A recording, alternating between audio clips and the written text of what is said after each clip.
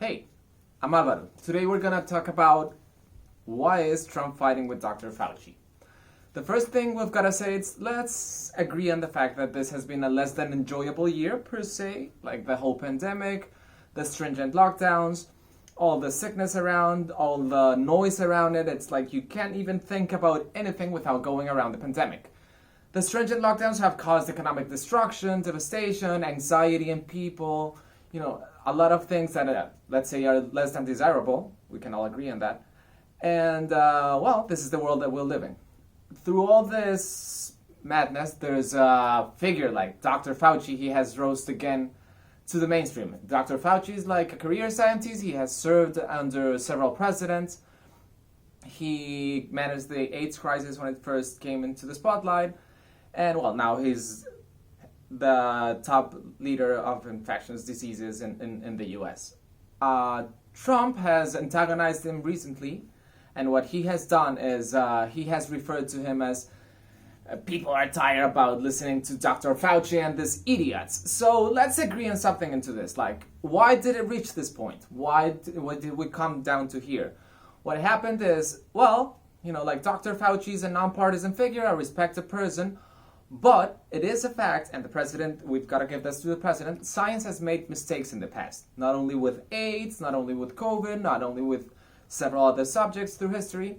Even if the earth is flat or not, 500 years ago, the leader scientists of the world, which at the time were the Catholic Church, used to think it was flat. Scientists can be mistaken. And it's valid in the scientific process to raise a question and try to, think maybe, and just maybe that answer is not the correct one. So yeah, he has every right to do that. However, what's not smart and what he shouldn't be doing is he should be attacking the argument, not the person. Attacking the person just denotes you have nothing of substance to say. So it is his right to pose a doubt, but it is not his right, or it is, we have the First Amendment, but he shouldn't be dividing the country further.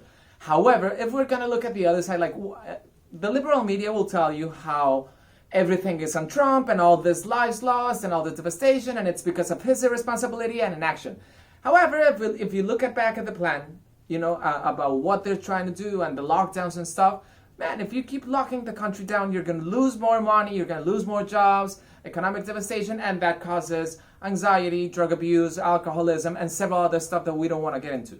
So, the liberal media is also part of the divide. So when you just keep dividing the country, then you do this thing where you get people distracted and force the other end, which is, in this case, you don't force him, he does it by his own nature, to further the divide even upon it. So yeah, my take is the responsibility is on both ends, and the president is just feeling antagonized because whatever he says apparently goes against the science. Yeah, just raise the question, pose it out, but address it in a logical and sensical way, not just emotional and non-rational, to be honest.